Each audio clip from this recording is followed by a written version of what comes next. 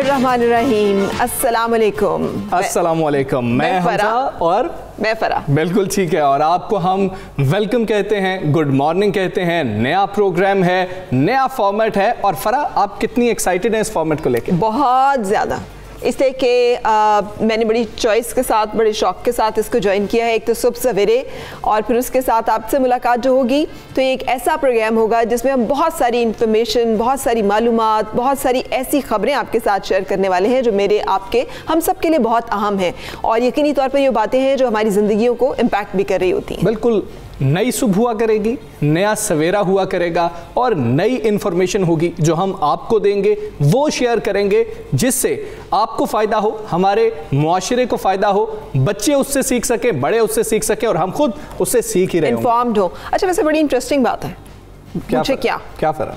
मैं morning show करती थी और मैं अब न्यूज़ मॉर्निंग शो कर रही हूँ। हमजा न्यूज़ करते थे और अब ये मॉर्निंग शो कर रहे हैं। न्यूज़ मॉर्निंग शो एक थोड़ा सा जो है ना ट्विस्ट है हर एक चीज़। बिल्कुल है, और ये हम भी इससे बहुत कुछ सीख रहे हैं और हम कोशिश करेंगे कि सबको इससे एजुकेट करें। बहुत नई चीज़ें होंगी, नई स्टोरीज होंगी और इसमें वो चीज़ भी होगी जो आप कहते हैं कि चैनल्स पर ये चीज़ नहीं दिखाई जा रही, वो बात नहीं बताई जा रही। आप भी हमसे जो शेयर करेंगे वो भी हम वापस पूरे पाकिस्तान से शेयर करेंगे। और एक चीज़ जो मेरे दिल के बहुत करीब है वो ये कि गुड न्यूज़ ज़रूर होगी। जैसे कि हमारे प्यारे पाकिस्तान में, हमारे मुल्क में बहुत सारा कुछ बहुत अच्छा हो रहा होता है, बहुत सारी ऐसी अच्छी खबरें, अच्छी बातें होती हैं। सो हम वो भी आपके साथ ज़रूर शेयर किया करेंगे यकीनन। लेकिन उसके साथ साथ जो बातें अहम हैं, जिन बातों पे बात होना ज़रूरी है, जो बात होना ज़रूरी है, ये सब चीज़ें हम कोशिश करेंगे कि आपके सामने लेकर आएँ। और उम्मीद और दुआ करते हैं कि आपको सुबह सवेरे पाकिस्तान पसंद आएगा। बिल्कुल, पहला प्रोग्राम है। सबसे पहले टॉप स्टोरीज की जानिब चलते हैं। मोटरवे गैंग रेप केस में ड्रामाई मोड़, मुलजिम वकार ने गिरफ्तारी दे दी। मुलजिम का कहना है उसका ज्यादती केस से कोई ताल्लुक नहीं। दहशतगर्दी के खिलाफ जंग में पाक फौज की एक और बड़ी कामयाबी। शुमाली और जनूबी वजीरिस्तान के इंटर डिस्ट्रिक्ट हदूद के अंदर वाक़े शक्तू घेरूम में इंटेलिजेंस हेड ऑपरेशन के दौरान दहशतगर्द कमांडर एहसानुल्लाह उर्फ एहसान सनडे समेत 3 दहशतगर्द मारे गए। नाअहली, कोताही और करप्शन कराची में एक और हादसे का सबब बन गई। लियारी में 2 मंजिला इमारत गिरने से कीमती जाने जाया। रिहायशी इमारतें गिरने के मुसलसल हादसात के बावजूद गैर कानूनी तामीरात का सिलसिला जारी। सरकारी खर्च पर बैरून मुल्क PhD के लिए जाने वाले 80 असातिज़ा के मफरूर होने का इंकशाफ। हायर एजुकेशन कमीशन ने इन स्कॉलर्स पर 95 करोड़ 50 लाख रुपए खर्च किए थे। सो ये तो हैं आज की हमारी टॉप स्टोरीज जो कि पहले हाफ में प्रोग्राम के हम डिस्कस करेंगे। लेकिन सबसे अहम बात जो हमारे सबके दिल के करीब है वो मोटरवे गैंग रेप केस है, क्योंकि ये एक ऐसा वाक़या है जिसने हमारी तमाम कमज़ोरियों, खामियों, कमियों को हाईलाइट करके हमारे सामने कर दिया है। लेकिन याद रहे कि इसके साथ ही मुल्क में इस तरह के जो वाक़यात रिपोर्ट हो रहे हैं उनकी तादाद में खौफनाक हद तक इजाफा देखा जा रहा है। सिर्फ कल ही की बात करें अगर, तो हमें पता चला कि हाफिजाबाद में खातून से इज्तिमाई ज़्यादती हुई, बूरेवाला में लड़के के साथ ज़्यादती के केस रिपोर्ट हुआ, जहलम में उस्ताद की 6 साला बच्ची के साथ इसी तरह का एक वाकया जो है वो रिपोर्ट हुआ, गुजरांवाला में सौतेले बाप ने बेटी को रेप किया। सो ये कितने अंदोहनाक और कितने मकरूह किस्म के जराइम हैं जो कि एकदम से हमारे सामने रिपोर्ट हो रहे हैं। बिल्कुल फरा, ऐसे ही है। हमारी ख्वाहिश तो ये थी कि अपने पहले प्रोग्राम की पहली स्टोरी कोई गुड न्यूज़ होती, कोई लाइट स्टोरी होती, लेकिन ये वो मामला है जो बहुत अहम है और इस वक्त पाकिस्तानियों के दिल के बहुत करीब है और इसमें आवाम को एजुकेट करना भी बहुत ज़रूरी है। और फिर जहाँ पे हम गलतियाँ कोताहियाँ कर रहे हैं वो भी बहुत अहम है। तो मोटरवे गैंग रेप केस की हम बात कर रहे हैं। उसमें फरा नया मोड़ आ चुका है। ज़्यादती केस का मुलजिम Waqarul Hasan CIA model town थाने में खुद पेश हुआ, लेकिन उसने सेहते जुर्म से इनकार कर दिया, क्योंकि ज़राए का बताना है कि मुलजिम रिश्तेदारों के दबाव की वजह से मॉडल टाउन पुलिस के रूबरू पेश हुआ। उसने पुलिस को बताया कि वो मुलजिम आबिद के साथ दीगर मुकदमात में शरीक मुलजिम रहा है, मगर मोटरवे ज़्यादती केस से उसका कोई ताल्लुक नहीं। इससे पहले पुलिस ने बताया था कि दोनों मुलजिमान की शनाख्त कर ली गई है। मरकजी मुलजिम की शनाख्त आबिद अली मल्ली के नाम से हुई थी, लेकिन मुलजिम जिला बहावल नगर के इलाके फोर्ट अब्बास का रिहायशी तो है, उसको गिरफ्तार नहीं किया जा सका। मुतासरा खातून के नमूने क्रिमिनल डेटाबेस से मैच हुए थे। क्रिमिनल डेटाबेस में मुल्जिम आबिद अली मल्ली 2013 से मौजूद है। और यही सबसे जिसे कहना चाहिए ना तकलीफ दे पहलू है इस तमाम केस का कि 2013 से एक बंदा जो कि कन्विक्टेड एक मुजरिम है जिसके ऊपर फर्द जुर्म आयद की गई, वो जमानत पे रिहा हो गया। आखिरी बार आबिद जो है 8 अगस्त 2020 को गिरफ्तार हुआ और चंद दिनों के बाद ही उसकी जमानत हो गई। मुल्जिम ने 2013 में भी इसी तरह की एक जिसे कहना चाहिए वारदात की थी, जिसमें 4 साथियों के साथ फोर्ट अब्बास में एक घर में घुसकर डकैती की और असलहा के जोर पर मां बेटी से इज्तिमाई ज्यादती भी की। जबकि दूसरा मुल्जिम वकारुल हसन अली टाउन कला सत्तार शाह शेखुपुरा के रहायशी है। दोनों मुख्तलिफ अजला में डकैती के दौरान ज्यादती के वाकयात में मुलव्वस रहे। पंजाब हुकूमत ने मुल्जिमान की तस्वीर जारी कर दी थी। वजीर आला पंजाब लाहौर में प्रेस कॉन्फ्रेंस के दौरान इस बात पर फख्र कर रहे थे कि 72 घंटों से भी कम वक्त में असल मुल्जिमान तक पहुंच गए हैं। जबकि एक मुल्जिम गया, उसने कहा कि मैं बाकी वारदातों में तो उसके साथ था, आबिद के साथ, लेकिन इस वारदात से मेरा कोई ताल्लुक नहीं, मैं तो इस मोटरवे के एरिया में कभी गया भी नहीं हूं। और इससे ज्यादा जो अहम बात है वो ये है कि ये प्रेस कॉन्फ्रेंस जब की गई तो हमें बताया गया कि मुल्जिमान को आइडेंटिफाई कर लिया गया है, शनाख्त कर लिया गया है, लेकिन वो फरार होने में कामयाब हो गए। ये भी एक ऐसी हमारी कमी और कोताही है जिसके ऊपर आज हम प्रोग्राम में बात करेंगे, क्योंकि ऐसा लगता है जैसे पुलिस मुंह तकती रह गई और मुल्जिमान उनकी आंखों में धूल झोंक कर फरार होने में कामयाब हो गए। वजीर आला पंजाब ने यह भी कहा कि मुल्जिमों को पकड़वाने वालों को 25-25 लाख रुपया इनाम दिया जाएगा। खातून के बारे में नामुनासिब बयान देने पर CCPO लाहौर को शोकाज नोटिस भी जारी कर दिया है। वजीर आला ने क्या कहा वो सुनते हैं। ये एक इररिलेवेंट बात थी जो उन्होंने की है और इसके लिए IG ने CCPO को एक शोकाज नोटिस भी लिखा है और 7 दिन के अंदर उनसे जवाब भी मांगा है कि इस किस्म की जो इररिलेवेंट स्टेटमेंट हैं बिल्कुल नहीं जानी चाहिए और जो ये स्टेटमेंट आपने दी है इसका 7 दिन के अंदर मुझे जवाब चाहिए और उसके ऊपर इंशाअल्लाह फिर हम देखेंगे जब उनका जवाब आएगा और उस पर फिर लीगल एक्शन होगा। जिन मुल्ज़मान की शनाख्त हुई इनकी गिरफ्तारी में मदद देने वाले अफराद के लिए 25-25 लाख रुपए इनाम देने का भी ऐलान किया जा रहा है और इनका नाम भी सीगा राज में रखा जाएगा। सो ये है वो प्रेस कॉन्फ्रेंस जिसमें वजीर आला पंजाब जो है वो हमें बताते नजर आ रहे हैं कि मुल्जिमान को आइडेंटिफाई कर लिया गया है, 25 लाख रुपए दिए जाएंगे जो कि इनकी गिरफ्तारी में मदद करेगा। लेकिन ट्विस्ट जो है स्टोरी में वो ये है कि CCPO जिनको के मुतनाज़ा बयान जारी करने पर शोकाज नोटिस जो है वो जारी किया गया, वो इस तहकीकाती कमेटी का हिस्सा है। बिल्कुल ऐसे, जो कि एक अजीबोगरीब बात दिखाई देती है कि जिस शख्स के ऊपर एक शोकाज नोटिस है इसी केस को लेकर, वो उस तहकीकाती कमेटी का अभी भी बहुत अहम हिस्सा है, वो लीड कर रहे हैं, वो उसमें बहुत इंपॉर्टेंट रोल प्ले कर रहे हैं। और आपको पता है हमजा के ये खातून ने आइडेंटिफाई नहीं किया वकारुल हसन। बिल्कुल, व्हाट्सएप के जरिए फुटेज भेजी गई है, वकार की पुलिस ने फुटेज भेजी मुतासरा खातून को और मुतासरा खातून ने भी कहा कि मैं इसको शनाख्त नहीं कर पा रही, ये वो मुल्जिम वो मुजरिम नहीं है। खातून ने इस बात की भी ज़राए के मुताबिक जो है इस बात की तस्दीक की है। अब कई सवालात फरा उठ रहे हैं और राना अजीम हमारे साथ हैं, उनसे वो सवालात करेंगे कि क्या मामला है। राना साहब बहुत शुक्रिया। राना साहब कई सवालात जन्म ले रहे हैं, क्या ऐसा फ्रीक्वेंटली होता है कि कोई मुजरिम हो और वो खुद को पेश कर दे, थाने में चला जाए और उसके बाद उस शख्स का जिसका नाम टीवी स्क्रीन पर चलता रहा, जिसका शनाख्ती कार्ड चलता रहा, उसके ऊपर 25 लाख रुपए इनाम रख दिया गया, वो खुद पेश हो जाए? और खातून ने भी कहा कि ये शख्स उसमें शामिल नहीं था, ये जो वाकया अफसोसनाक हुआ। अभी तहकीकात कहाँ तक पहुंची हैं और अब भी पंजाब हुकूमत का क्या वही मौक़िफ़ है जो प्रेस कॉन्फ्रेंस में था? हमजा ये पहली दफा हुआ, इससे पहले ऐसा कभी नहीं हुआ कि अगर एक शख्स जिसको दिया गया हो, इतना हाई प्रोफाइल केस हो, तो उसमें मुल्ज़िम खुद पेश होता है, खुद पेश होने के बाद ये कहे कि मैं इस केस में, ये पाकिस्तान की तारीख में पहली दफा हुआ है। और साथ में आपको ये भी बताएंगे कि ये भी पाकिस्तान की तारीख में पहली दफा हुआ है कि एक अंधा वाकया हो जिसके नाम मुद्दई, जिसके मुद्दई का तो पता हो लेकिन मुल्जिम का पता ना हो और उनकी गिरफ्तारी से पहले पुलिस उनकी अनाउंसमेंट कर दे। ये दोनों चीजें पहली दफा हुई।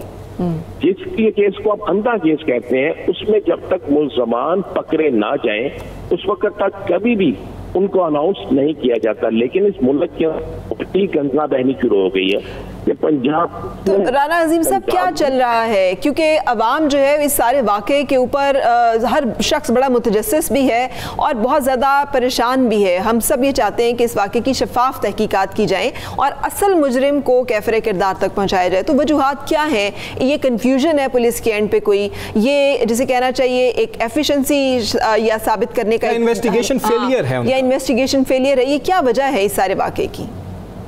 देखिए, इन्वेस्टिगेशन फेलियर है इसमें, और इन्वेस्टिगेशन फेलियर की वजह से इन्होंने वकारुल हसन को इस बुनियाद पर इसमें रखा कि वहां पर जबसे हुकूमत को या पुलिस को मिलने वाले जो सबूत थे पुलिस के बकौल, उसमें एक नंबर ट्रेस हुआ कि ये बंदा आबिद जो है, जिस नंबर पे उसकी बार बार बात हो रही है और जो नंबर इस मौके पे मौजूद है, वो नंबर जो है वकारुल हसन के नाम पे है। अब वो नंबर जो था वकारुल हसन के नाम पे, वो नंबर वकारुल हसन इस्तेमाल करता ही नहीं था। वकारुल हसन के नाम पे जो नंबर वो 7 मुख्तलिफ़ में सिमें निकली हुई हैं, जिसमें से 3 टेलीनॉर की हैं, 2 जैस की हैं, 1 भारत की और 1 सिम जो है वो नेट के लिए निकली थी।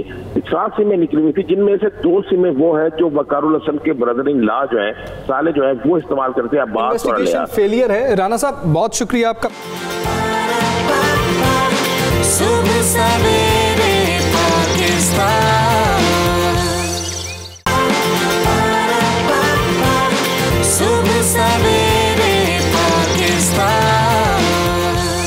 इन्वेस्टिगेशन फेलियर जो ये बड़ा जैसे कहना चाहिए बड़ा इंपॉर्टेंट है ना। हाँ। कि ऐसे टाइम पे जबकि लोग ये एक्सपेक्ट कर रहे थे कि इंसाफ की फौरी फराहमी होगी और इंसाफ जो है वो मिलेगा, मुजरिमों को कैफरे किरदार तक पहुंचाया जाएगा, तो वहाँ पर इस तरह का फेलियर जो है वो यकीनी तौर पर एक बड़ा सवालिया निशान पेश करता है गवर्नेंस के ऊपर भी। और इस हवाले से हम बात करेंगे तर्जुमान पंजाब हुकूमत मुसर्रत जमशेद चीमा हमारे साथ हैं। अस्सलाम वालेकुम मुसर्रत साहिबा, आपको आवाज़ आ रही है? जी बिल्कुल फ़रा, आप मुझे सुन पा रही हैं? जी बिल्कुल, आवाज़ साफ आ रही है। अच्छा मुसर्रत साहिबा, ये बताइएगा, मुसलसल इन वाक़यात की तादाद में इजाफा हो रहा है और इसमें ये जो इस वक्त कन्फ्यूजन सामने आई है, इसकी क्या वजूहात हैं?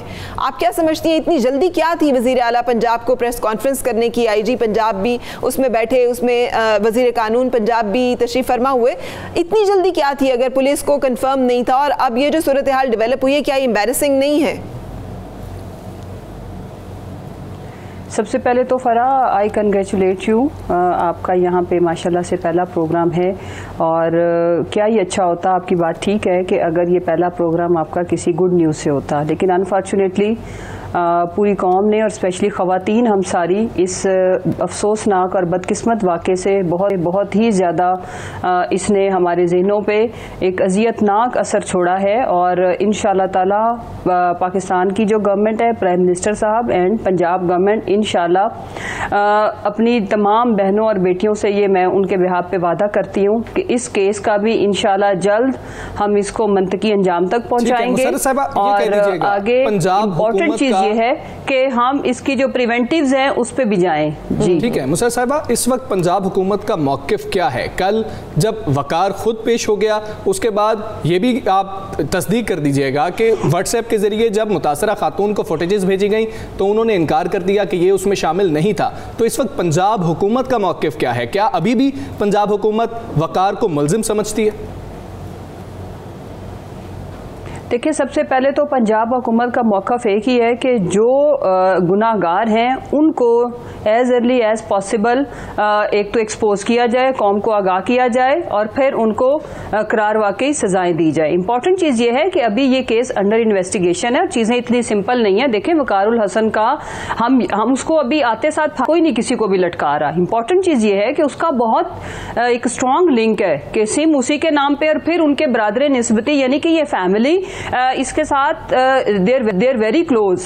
ये जो आबिद है, मरकजी जो किरदार है, उसके बाद अगर आप माजी में देखें तो इस बंदे का, वकारुल हसन का, इसके साथ स्ट्रॉन्ग कनेक्शन है। और नहीं तो इस केस को सुलझाने में और मरकजी किरदार तक पहुंचने में वकारुल हसन एक इम्पॉर्टेंट मोहरा कह लें, ये एक इम्पॉर्टेंट इसका रोल है। और सबसे अहम चीज कि ऐसा नहीं है कि चीजें इररेलेवेंट हैं या इनका आपस में कोई लिंक नहीं है। There is a strong link जिसको खुद एग्जिस्ट करे। बरादरी निस्बती भी तो इन्हीं के ही है ना जो उस वक्त मौजूद थे, जो इनकी सिम यूज कर रहे थे। आप समझ रही हैं कि अभी इसलिए नामालूम मुकाम पे उन्हें मुंतकिल किया गया ताकि मजीद तहकीकात और तफ्तीश जो है वो की जा सके। ये भी बताइएगा कि फॉरेंसिक लैब के हवाले से भी कुछ बातें आ रही थी मुसर्रत साहिबा कि वहाँ पर जो है बजट नहीं था और फिर इस वाक़े के बाद वहाँ पर बजट जो है वो दिया गया, जबकि आपने खुद इस तरफ इशारा किया पंजाब में सबसे ज़्यादा तेज़ी जो है वो केसेस के रजिस्टर्ड केसेस में देखी गई, जो कि 853 केसेस हैं जो कि एक साल में रजिस्टर्ड हो रहे हैं। सिंध में भी इसी तरह ज़्यादा हैं, खैबर पख्तूनख्वा में 91 हैं।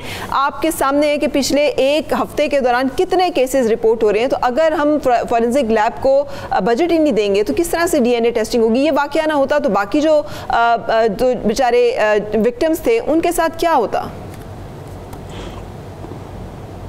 देखिए फराज, सबसे पहले तो इम्पॉर्टेंट चीज़ ये है कि आपको पता है कि मोस्टली जो ख़वातीन के साथ ज़्यादती के जो केसेस हैं वो रिपोर्ट ही नहीं होते। तो मैं इसको इसलिए इनकरेजिंग कहूँगी कि एटलीस्ट हमारी बहनें, माएँ, बेटियाँ अब वो रजिस्टर करवा रही हैं और ये करवाना ज़रूरी है ताकि जो गुनाहगार हैं उनको सज़ाएँ मिले। जब तक सज़ाएँ नहीं मिलेंगी, जब तक इसमें स्टेट के ऊपर खवातीन को स्पेशली जो ज्यादती का शिकार होती है उनको ट्रस्ट नहीं होगा तो वो नहीं आएंगे। तो रजिस्टर होने का तो मतलब ये है कि बिल्कुल ठीक है, केस रजिस्टर करवाना बहुत ज्यादा जरूरी है ताकि हमेशा इनकरेजिंग होता है, आगे कोई कार्रवाई गवर्नमेंट कर सके, इदारे कर सके। मुसर्रत साहिबा हमारे साथ रहिएगा और हमारे साथ बैरिस्टर अमरीन मौजूद हैं, कानूनी राय फरा उनसे जानते हैं कि इस वक्त कानून क्या कहता है।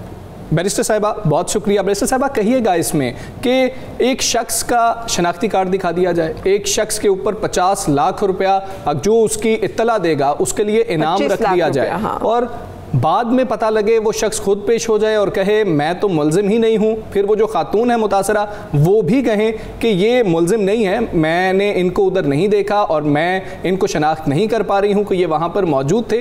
क्या जल्दबाजी की गई, एफिशिएंसी थी, या फिर हमारी जो इन्वेस्टिगेशन है उसका फेलियर इतना ज़्यादा है कि किसी भी शख्स का इस तरह से नाम सामने ले लिया जाए? अस्सलामुअलैकुम जी, ग्रोस नेग्लिजेंस है ये। This is criminal, almost criminal in nature कि आप किसी की आइडेंटिटी रिवील कर रहे हैं, आप उसको एक्यूज बता रहे हैं नेशनल टीवी पे। इंटरनेशनली ये एक डिसग्रेसफुल एक्ट्स कुछ इस केस में आ रही हैं जहाँ पे आपका परसेप्शन बहुत बुरा जा रहा है। और हमारा जो प्रॉब्लम है वो ये है कि हम एडमिट नहीं करते। We as a nation majority जब हम गलत कुछ कर लेते हैं हम अपनी नेग्लिजेंस को एडमिट नहीं करते, और यहाँ पे सबसे ज़्यादा जो फॉल्ट है जिन लोगों का वो उसको एक्सेप्ट नहीं करेंगे। That is something that we have to look. जब हमने कुछ गलत किया है हमें नहीं देनी चाहिए थी आइडेंटिटी, हमें पकड़ना चाहिए था और फिर जाके हमें कहना चाहिए था कि yes we have found them, we have been successful. हमें इतने ही इनसेंसिटिव कमेंट्स नहीं देने चाहिए थे विक्टिम के बारे में, नोइंग के भी अभी ये चीज़ हुई और विक्टिम इज़ प्रोबेबली लिसनिंग। हमें इस चीज़ को रिकॉग्नाइज करना चाहिए इन ऑर्डर टू इंश्योर कि ये आगे कभी ना हो। अमीर साहब ये भी फरमाइएगा कि शनाख्ती कार्ड की बात हो रही थी, सॉरी टू कट यू, आती हूँ मैं फॉरेंसिक लैब की तरफ भी, यकीनन आपसे उस पर भी बात करेंगे, लेकिन शनाख्ती कार्ड के ऊपर भी बहुत सारे लोग सवालिया निशान उठा रहे थे। एज माहिर कानून आपने देखा कि जो शनाख्ती कार्ड डिस्प्ले किए गए पंजाब पुलिस की तरफ से और प्रेस कॉन्फ्रेंस में भी वो सामने आए, क्या उनमें वाकई आप समझते हैं कानूनी तौर पर कुछ ऐसी चीज़ें हैं जो कि मुनासिब नहीं है या ठीक नहीं है, दुरुस्त नहीं है? नहीं, एब्सोल्युटली आप सीधा कॉन्स्टिट्यूशन में राइट टू डिग्निटी आपकी वायलेट हुई है कि कोई एक इज्जतदार इंसान की आज उसकी है कल आपकी हो सकती है, मेरी भी हो सकती है। बहुत सारे लोगों की तरफ से ये पॉइंट आउट किया जा रहा था कि उस पे अंगूठे का जो एक निशान है जो कि आइडेंटिफिकेशन के लिए सबसे ज़्यादा ज़रूरी होता है नेटरा में, वो मौजूद नहीं था। तस्वीर जो है वो उस तरह की नहीं थी जिस तरह की शनाख्ती कार्ड पे होती है। तारीख इजरा सही तौर पर मौजूद नहीं था। तो आपके ख्याल में ये जो चीज़ें हैं ये किस तरफ आपको लग रही है? एज माहिर कानून आप कैसे देखती हैं इन तमाम चीज़ों को? बड़ी चीज़ें, बड़ी ही ज़्यादा नेग्लिजेंस नज़र आ रही है इस केस में जो हाईलाइट हो रही हैं। से यहाँ पे आपने इशू कर दिया कार्ड, पहला एक ये पॉइंट आ गया। दूसरा पॉइंट ये कि इनको ये जो एक्यूज्ड, जो सो कॉल्ड एक्यूज्ड हैं, इनके पास अगर हिस्ट्री है रॉबरी की और गैंग रेप की, तो इसको किस तरीके से ऑर्डर मिला बेल का? सेकेंडली 2013 में सुप्रीम कोर्ट ने SOPs जारी किए थे पंजाब पुलिस को कि हर रेप केस में एक औरत पुलिस होनी चाहिए, और अभी तक हमें एक औरत नहीं नजर आ रही जो इस केस फीमेल पुलिस ऑफिसर उनके साथ जो खातीन ऑफिसर्स हैं वो राब्ते में हैं। अमरीन साहिबा हमारे साथ मौजूद रही है। मुसर्रत साहिबा, कहिएगा, आप नहीं समझती हैं कि CCPO साहब का जो बयान आया था उसके बाद एक वाकया तो अफसोसनाक था ही, लेकिन गम और गुस्से की जो लहर थी फराह वो भी बहुत बढ़ गई थी और फिर सिविल सोसाइटी ने एहतजाज भी किया। बतौर खातून आप क्या समझती हैं? और वो CCPO अभी भी हिस्सा है, मतलब है कि उनके ऊपर शोकाज नोटिस है, तो फिर वो इस तहकीकाती टीम का हिस्सा क्यों कर है? और आप क्या समझती हैं, क्या CCPO साहब को तब्दील कर देना चाहिए? इतना गैर मुनासिब ये बयान था और फिर वो मुसलसल बयान देते रहे। देखिए, सबसे पहले तो CCPO साहब की जो स्टेटमेंट थी उसको PTI की गवर्नमेंट ने भी और हम तमाम लोगों ने, जिसमें PTI का एक आप MPA, तर्जमान, MNA, मिनिस्टर उठा के देख लें, हमने ना सिर्फ कंडेम किया बल्कि उनको मजीद बयान देने से भी तंबीह की और रोका। इसीलिए उनको शोकॉज भी किया गया है और ये विद इन 1 वीक वो अपनी क्लैरिफिकेशन देंगे। बल्कि उन्होंने कुछ चैनल्स के ऊपर तो आके हल्फिया भी ये बात की, कसम उठा के बात की। मेरा इसमें पॉइंट ऑफ व्यू ये है कि वो बिल्कुल गैर मुनासिब बात टीम में क्यों शामिल है? अगर उन पे एतराज है तो जी जी जी फरा, उसमें इम्पोर्टेंट चीज़ ये है कि एक तो उन्होंने गैर मुनासिब बात की, मौका बिल्कुल भी ठीक नहीं था और किसी भी CCPO का ये बात करना बनता ही नहीं है। इम्पोर्टेंट चीज़ ये है कि चाहे आप रात के 2 बजे निकलें, 4 बजे निकलें, हाँ, रियासत का काम है अपने शहरियों को, जिसमें मेल फीमेल की कोई डिफरेंस नहीं होना चाहिए, उनको तहफ़्फ़ुज़ फराहम करना। तो बैरिस्टर अमरीन हमारे साथ मौजूद थी, आपका बहुत शुक्रिया। फरा, सीनियर हारून रशीद साहब हमारे साथ मौजूद हैं, उनकी टेक लेते हैं। हारून साहब, बहुत शुक्रिया। हारून साहब, CCPO के पास ऐसी कौन सी गीदड़ सिंगी है कि पहले उनकी खातिर IG साहब को कुर्बान किया और अब हुकूमत अपनी साख जो है वो इसको अब लगा रही है दाव पर और अब तक कोई कार्रवाई नहीं की गई, सिर्फ एक शोकॉज नोटिस जारी कर दिया गया। आप कैसे देख रहे हैं मामले को? गीदड़ सिंगी का नाम है इमरान खान, चूँकि वो चाहते हैं कि ये लगें और उसकी एक वजह है, उनकी एक रेपुटेशन है कि वो डिलीवर करते हैं। ये बात ठीक है कि वो गैर मोहतात इज़हार ख्याल करते हैं, ये बात भी सही है कि आखिरी 7 साल में उनकी जो ACRs हैं वो बहुत अच्छी नहीं थी, लेकिन जहाँ फील्ड में उन्होंने काम किया वहाँ उन्होंने डिलीवर किया। अच्छा, एक सवाल और बड़ा अहम है जो सबके जहन में है कि पहले खातून ने कॉल की और लोकल पुलिस को कॉल की, उसके बाद इससे पहले कि पुलिस पहुंचती डाकू पहुंच गए और गैंग रेप का वाकया हुआ। फिर वज़ीर आला ने जैसे खुद बताया कि हमने मुलजिमों को ट्रेस कर लिया था लेकिन वो अलर्ट थे और हमारे पहुंचने से पहले वो वहां से फरार हो गए। तो क्या इदारों के अंदर से इंफॉर्मेशन लीक हो रही है सर कि जब भी पुलिस जो है उस तक बात पहुँचती है तो मुजरिम फरार हो जाते हैं? इसमें कोई शुबह ही नहीं है। अब ये नहीं पता कि लीक जो है वो फोरेंसिक लेबॉर्ट्री से हुई है, जो बड़ी शानदार है, स्टेट ऑफ आर्ट है, जिसने बड़ा अच्छा काम किया है, या पुलिस वालों ने ही लीक कर दिया है। यानी अब शोहरत का तो बड़ा शौक है, हमारे यहाँ तो इंटेलिजेंस एजेंसियों के बाद सरबराह ऐसे हैं और हो गुजरे हैं कि जो अखबार नवीसों से मिलते और उन्हें ब्रीफ करते थे। भला उनका क्या काम है कि अखबार नवीसों से मिलें? तो ये ज़ाहिर है कि लीक होती हैं, उसमें अखबार नवीसों की चाबक दस्ती का भी आता है। कमाल, आपने इस पर कभी गौर नहीं किया कि काबीना के इजलास को सिर्फ 1 घंटा गुजरा होता है कि हमारे एक जर्नलिस्ट दोस्त वो उसकी पूरी कार्रवाई बयान कर देते हैं। और मैं आपको ईमानदारी से बता रहा हूँ कि मुझे पता है कि कौन उन्हें ब्रीफ करता है, इमरान खान साहब को पता नहीं है। हारून, ये भी बता दीजिएगा कि सज़ा पर बहुत ज़्यादा बात हो रही है कि कैसी सज़ा मिलनी चाहिए ऐसे मुजरिमान को। क्या सिर्फ यकीनी जो सज़ा है वो ज़रूरी है या फिर सख्त सज़ाएं देना ज़रूरी है?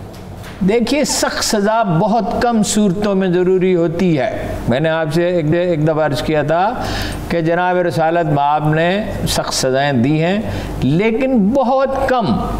मकसद सज़ा देना नहीं है, मकसद मुजरम के दिल में खौफ पैदा करना है। जिस सिचुएशन में पाकिस्तान है, वैसे बुनियादी उसूल ये है कि तफ्तीश जितनी ज़्यादा यकीनी होगी और जितना ज़्यादा मुजरम को ये डर होगा कि वो पकड़ा जाएगा, जो बरतानिया में 95% है, अमेरिका में ज़रा कम है, पाकिस्तान में 5% है, यानी सज़ाओं का तनासुब, तो उसके लिए पुलिस और अदालती निज़ाम को ठीक करना होता है। असल में तो ये है कि तफ्तीश बेहतरीन हो, साइंटिफिक हो, मॉडर्न आलात के साथ हो, तरबियत अच्छी हो पुलिस की।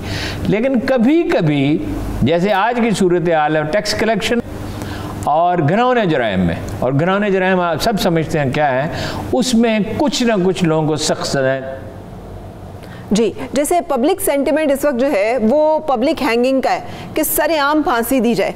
आपको लगता है कि सरेआम फांसी देना ज्यादती के मुजरिमान को इस मसले का हल है, उससे कोई एक इबरतनाक सजा का एक कॉन्सेप्ट पैदा होगा और लोग डर कर शायद इस जुर्म से बाज आएं? देखिए जी, मैं फ़कीह नहीं हूँ, मगर मैं एक सादा बात जानता हूँ। मैं तो एक बहुत मामूली तालिब इल्म हूँ। इस पे फ़ुक़हा से पूछा जाना चाहिए, और जो पॉलिटिकल साइंस के माहिरीन हैं उनसे पूछना चाहिए, और इस पे एक अच्छी डिबेट होनी चाहिए जिसमें सिर्फ मुल्क से नहीं, बाहर से भी कुछ लोगों को शरीक किया जाए। और अगर आर्जी तौर पे ये करना पड़े, यानी चंद केसेस के लिए करना पड़े, तो ज़रूर करना चाहिए। अगर खौफ फैल जाए, खौफ मुजरम को होना चाहिए, एक एहतियात करनी चाहिए कि माशरे को खौफ में मुब्तला न करें, मुजरमों को खौफ में मुब्तला करें। यानी 100 आदमियों का, गुनाहगारों का छूट जाना इतना खौफनाक नहीं है, खौफनाक तो है, मगर एक मासूम को सज़ा देना सख्त किस्म की, ये बड़ा खौफनाक है। खौफ माशरे में नहीं होना चाहिए, शरीफ लोगों में खुद को महफूज तसव्वुर करना चाहिए, और मुजरमों में होना चाहिए। उसकी एक मिसाल ये है कि जब खाकी वर्दी में आदमी खड़ा होता है फ़ौज का किसी गली के नुक्कड़ पे, चाहे हालात गैर मामूली हों, तो लोगों में एहसास तहफ़्फ़ुज़ पैदा है। और जब हम रास्ता चलते हुए देखते हैं कि पुलिस वाले ने रोका है, तो खौफ पैदा होता है, हत्ता कि उसमें भी पैदा होता है जिसका कोई कसूर नहीं होता। बिल्कुल सही बात की हारून रशीद साहब ने कि पुलिस को देखकर अगर एहसास तहफ़्फ़ुज़ ना हो तो फिर इस फोर्स का जो बुनियादी मकसद है क़याम का, वो ख़त्म हो जाता है। बिल्कुल ठीक है। कुछ दीगर इशूज़ पर बात करेंगे एक ब्रेक के बाद। फराह एक ब्रेक की जानिब चलते हैं। स्टे विद अस।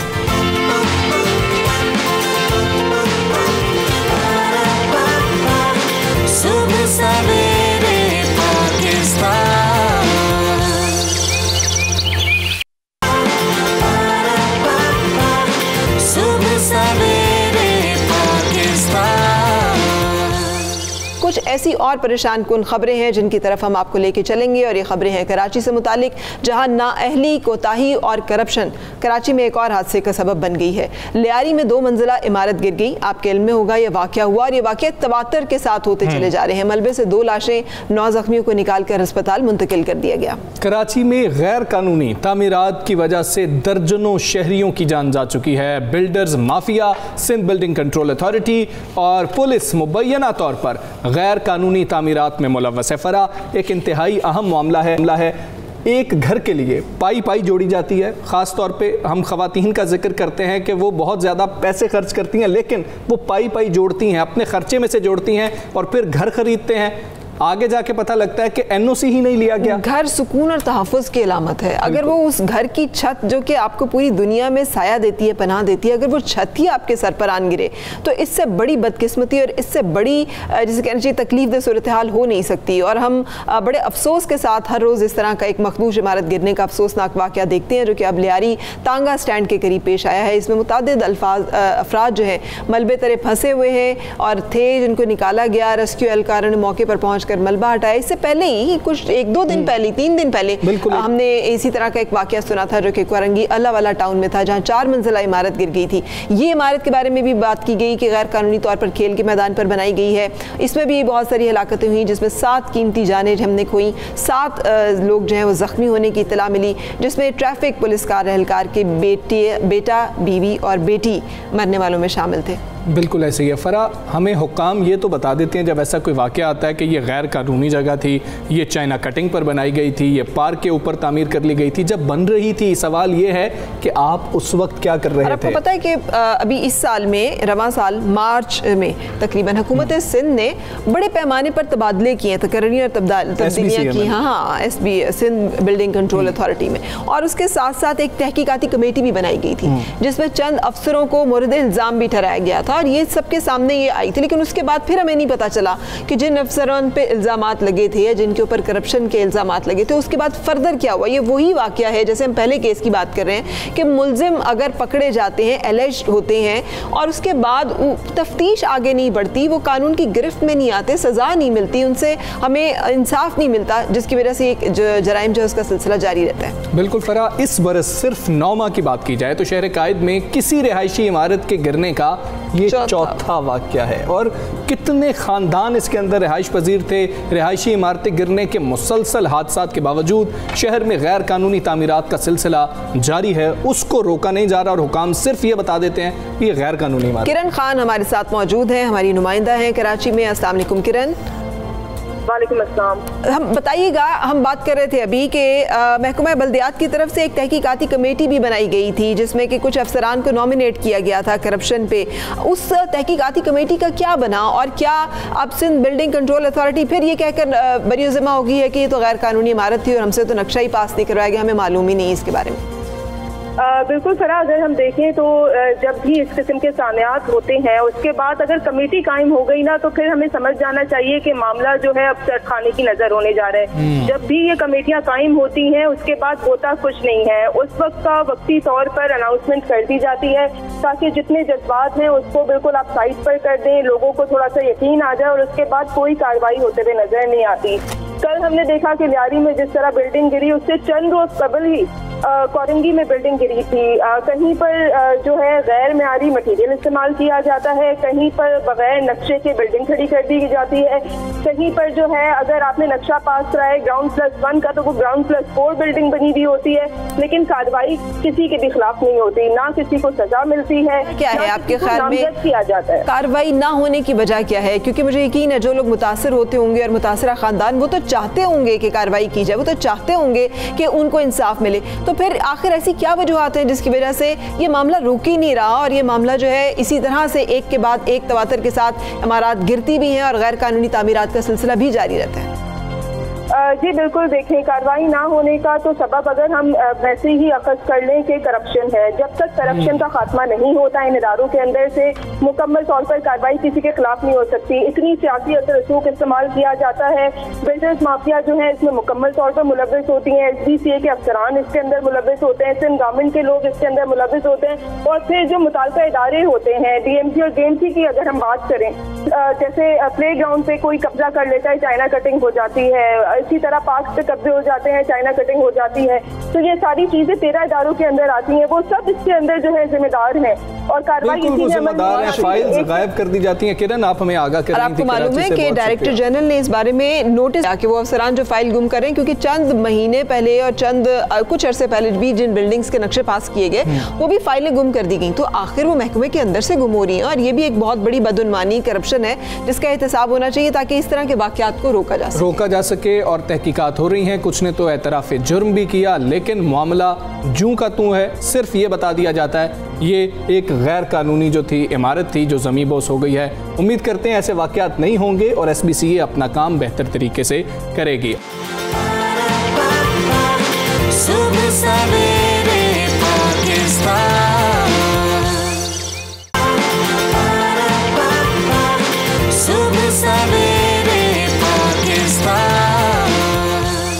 आगे बढ़ते हैं फरा, एक अहम मामला है, मुझे आप ये बताएं फरा, सबसे ज़्यादा अगर हम एजुकेशन की बात करें हमारे दिमाग में क्या चीज़ आती है कि बंदे ने ये पढ़ा हो तो वो बहुत मुहज़्ज़िब होगा, उसका अखलाक बहुत अच्छा होगा, मॉरली वो बहुत ज़्यादा स्ट्रॉन्ग होगा। मुझे तो ये याद आता है कि हमें बताया जाता था तालीम वो जेवर है जिसे कोई चुरा नहीं सकता। सो इसका मतलब ये कि ये आपको ब्यूटिफाई करने में, आपको एक खूबसूरत पर्सनालिटी बनाने में, जैसे आपने कहा, अपना किरदार अदा करता है। लेकिन जब उसी सोने को जंग लग जाए तो फिर लोहे में और उसमें फ़र्क क्या रह जाता है? आप मुझे बताएं कि हम उसी सोने की बात कर रहे हैं। मेरे नज़दीक कोई हो यार फलां शख्स ने PhD की हुई है, फलां शख्स इतना पढ़ा लिखा है, दिमाग में बात आती है कि ये पता नहीं कितना काबिल आदमी होगा। अब हम आपको जो बता रहे हैं वो ये बात है कि सरकारी खर्च पर बैरून मुल्क PhD के लिए जाने वाले 80 असातिज़ा के मफरूर होने का इंकशाफ हुआ। और ये इंकशाफ हायर एजुकेशन कमीशन के बारे में एक जो रिपोर्ट आएगी जिसके बारे में भी मैं आपको बताने वाली हूँ, लेकिन बताती हूँ कि हायर एजुकेशन कमीशन ने इन स्कॉलर्स पर 95 करोड़ 50 लाख रुपए खर्च किए हैं। और ये जैसे हमजा आपको बता रहे हैं कि ये एक आदत और रवैया है फ्रॉड और बेईमानी का, जिसकी वजह से आला तालीम भी कुछ नहीं बिगाड़ती है और बहुत सारी आला तालीम हासिल करने के बाद भी लोग इस तरह के फ्रॉड में मुलव्वस होते हैं। हायर एजुकेशन कमीशन ने PhD के लिए बैरून मुल्क भेजा बहुत सारे स्टूडेंट्स को। 132 में से 80 स्कॉलर्स, जी सिर्फ 80 स्कॉलर्स पाकिस्तान वापस आए हैं। जो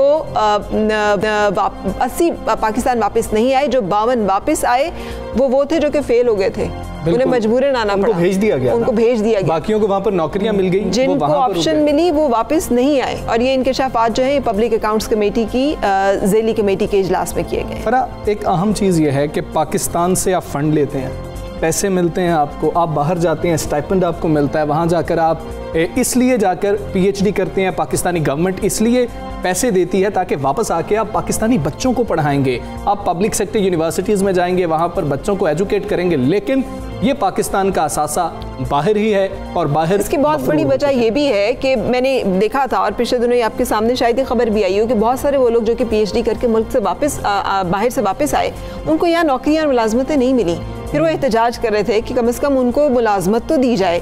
सो ये भी शायद एक वजह है। सो इस हवाले से हम बात करेंगे साबिक चेयरमैन HEC प्रोफेसर ऑफ और आजकल chairman energy task force doctor Ataur Rahman से। डॉक्टर साहब बहुत शुक्रिया। डॉक्टर साहब, हुकूमत की तरफ से जो लोग स्कॉलरशिप के लिए बाहर भेजे गए वो वापस नहीं आते, जो आते हैं उनको नौकरियां नहीं मिलती, असल वजह क्या है? लोग क्यों वापस नहीं आना चाहते हैं, और जो वापस आ जाते हैं उनको नौकरियां क्यों नहीं मिल पाती? गलती कहाँ पर है? मेरे ज़माने में 2002 से 2008 के दरमियान हमने जो स्कॉलर्स भेजे, तकरीबन 10-11 हज़ार स्कॉलर्स बाहर गए थे PhD करने, पोस्ट डॉक्टर करने, स्प्लिट PhD प्रोग्राम में। तो 97.5% यानी तकरीबन 98% रिटर्न रेट था। और उसकी कई वजूहात थी कि सब वापस आ रहे थे, उस वक्त बहुत ही कम थे जो रहते थे। सबसे पहले कौन नहीं आना चाहता अपने मुल्क में? उसके वालिदैन यहाँ हैं, उसके भाई बहन यहाँ हैं, अगर उसको मौके दिए जाएं। नंबर 1, उनके लिए हमने एक बहुत टेन्योर ट्रैक सिस्टम सैलरी लाए थे, जिसके तहत सैलरी जो तनख्वाहें थी वो फेडरल मिनिस्टर्स की तनख्वाहों से 4 गुना ज्यादा हो गई थी जो प्रोफेसर्स की तनख्वाहें थी। यानी कि उस वक्त में 2006, 7, 8 की बात कर रहा हूँ। और लेकिन ये कॉन्ट्रैक्चुअल बेसिस पे थी कि आपको 3 साल बाद इवेल्युएट किया जाता था, फिर 6 साल बाद दोबारा इवेल्युएट किया जाता था। अब वो बदकिस्मती से पिछले 15 साल के अंदर वो तनख्वाहें जो हैं वो नहीं बढ़ाई गई, बल्कि नॉर्मल BPS सैलरी बढ़ती गई। तो वो जो डिफरेंस था टेन्योर ट्रैक में और BPS में वो खत्म हो गया। दूसरे, हर स्कॉलर को $1,00,000 की रिसर्च ग्रांट दी जाती थी, जिसके लिए वो 1 साल पहले वापस आने से पहले अप्लाई कर सकता था। $1,00,000 तक की ग्रांट। तो एक बहुत अच्छी रिसर्च, यहाँ तक कमजोर यूनिवर्सिटी में भी वापस आए तो बहुत बड़ी रिसर्च फंडिंग उनके पास मौजूद होती थी, वो भी प्रोग्राम खत्म कर दिया गया। तीसरे जो है कि उसके लिए जॉब्स जो थे ऑन अराइवल होते थे, मतलब पहला साल जो उसका होता था उसमें HEC तनख्वाह देता था। उस जमाने में मैच मेकिंग करके उनको यूनिवर्सिटीज में अब्जॉर्ब कर लिया जाता था, उनकी तनख्वाह का जो बोझ था वो HEC बर्दाश्त करता था। उसके बाद भी वो भी प्रोग्राम जो है वो डिस्टर्ब कर दिया गया। चौथे, एक बहुत बड़ी डिजिटल लाइब्रेरी कायम की गई थी ताकि हर स्टूडेंट के पास 65,000 किताबें और 25,000 बैनुल अक़वामी जर्नल्स फ्री में अवेलेबल थे डिजिटल लाइब्रेरी के तहत। और पांचवें, एक सोफिस्टिकेटेड एक्सेस टू इंस्ट्रूमेंट्स, जो सोफिस्टिकेटेड इक्विपमेंट होती है जिसमें स्पेक्ट्रोमीटर्स हैं, मास स्पेक्ट्रोमीटर्स हैं, एक्सरे मशीन हैं, उसकी फ्री एक्सेस, जिसकी पेमेंट जो है एनालिसिस की वो HEC देता था। वो प्रोग्राम भी तकरीबन खत्म कर दिया गया। अच्छा, एक और बहुत इंपॉर्टेंट बातें हैं जो कि आपने बताई, यकीनी तौर पर मैंने तो विटनेस भी किया हुआ है कि ये सब ऐसे इकदाम आते हैं जिससे एकदम एजुकेशन रेवोल्यूशन का सिलसिला हमने देखा था। लेकिन सर ये भी बताइएगा, एक बॉन्ड भी तो साइन कराया जाता है ना, एक आपका बयान हल्फी भी होता है, आप एक इतराफ़ भी करते हैं, वादा भी करते हैं स्टेट से, रियासत पाकिस्तान से कि अब वो आप पे पैसे लगा रही है तो आप वापस आके सर्व करेंगे। उसके खिलाफ कोई कार्रवाई भी की जा सकती है जो लोग नहीं आते? क्या कोई ऐसा कानून भी अमल में लाया जा सकता है जिसके नतीजे में उनसे या तो पैसे लिए जा सके, जुर्माना लिए जा सके, व्हाटएवर, लेकिन उनको एहसास हो कि उन्होंने गलती की है, एक जुर्म किया है? बात ये, बॉन्ड तो मेरे जमाने में भी साइन होता था, लेकिन बॉन्ड की जरूरत नहीं होनी चाहिए, सबको खुद आना चाहिए। यहाँ पे हमारा एनवायरनमेंट ऐसा होना चाहिए कि लोग खुद वापस आना पसंद करें, जॉब्स उनके लिए मौजूद हो, फंडिंग मौजूद हो, रिसर्च ग्रांट्स मौजूद हो, तो सब वापस आएंगे। बॉन्ड तो बिल्कुल आखिरी मरहला होता है। उस जमाने में भी लीगल बॉन्ड बाद 10 साल 15 साल कोर्ट्स में लड़ते रहे, उनको रिकवर करने की कोशिश करते रहे। बॉन्ड जो है, लीगल बॉन्ड जो है, इसका जवाब नहीं है। ठीक है डॉक्टर साहब, तालीम के लिए state of the art system बनाने के बावजूद आप क्या समझते हैं, क्या वजूहात हैं कि ये सिस्टम फेल हो गया, इसको फेल नहीं होना चाहिए था? उसकी वजह ये हुई कि जो पॉलिसी जो थी, जो मैंने लेकर आया था और जो टीम मैं लेकर आया था, मेरे साथ डॉक्टर सुहेल नकवी थे जो कि बाद में लम्स के वो हो गए थे डायरेक्टर, डॉक्टर अकरम शेख थे जो डिप्टी चेयरमैन प्लानिंग, बहुत अच्छी टीम थी। वो पॉलिसीज बाद में बरकरार नहीं रही, वो प्रोग्राम सारे खत्म कर दिए गए। अब जो स्कॉलर्स जाते हैं उनको पता ही नहीं होता कि वापस आएंगे तो उनके लिए नौकरी भी होगी या नहीं। आते हैं तो मारे मारे फिरते हैं, अप्लाई करते फिरते हैं। हम पहले से सब चीज अरेंज करते थे। जी ठीक है, डॉक्टर साहब हमारे साथ मौजूद थे। बहुत शुक्रिया। अब जो बातें कह रहे थे ना, दिल दुखाने वाली हैं, इसलिए कि तालीम और सेहत में इन्वेस्टमेंट कोई इन्वेस्टमेंट है जो डायरेक्टली आवाम की फलाह और बहबूद के लिए, और ये वो रास्ते और ज़राए हैं जिसके ज़रिए से आवाम खुशहाली और तरक्की और खुशी सुकून महसूस करती है। अब तो सूरत हाल ये है कि UET जैसा इदारा जो है वो भी बैंकरप्सी पे आ पहुंचा। तमाम चांसलर्स को ये कहा गया है कि वो खुद फंड्स जनरेट करें अपनी यूनिवर्सिटीज़ को, खुद जो है उसके सारे देखें यूनिवर्सिटीज़ के लिए कितना मुश्किल है, और उसका लामहला नतीजा जो है तालिब इल्मों पर और वालिदैन पर पड़ेगा कि बोझ, इजाफी बोझ जो है वो उनको बर्दाश्त करना पड़ेगा। सो इस तरह के बेहतर मंसूबे आने चाहिए जिसके जरिए से वो तालिब इल्म जो कि तालीम नहीं हासिल कर सकते उनको सहूलत दी जा सके। बिल्कुल, और ये जो वापस नहीं आए इनसे हमारी गुजारिश भी है कि वापस आ जाएं और हक तलफी दूसरों की ना करें। कुछ दीगर मामलात पर बात होगी, एक ब्रेक की तरफ जाना है। स्टे विद अस।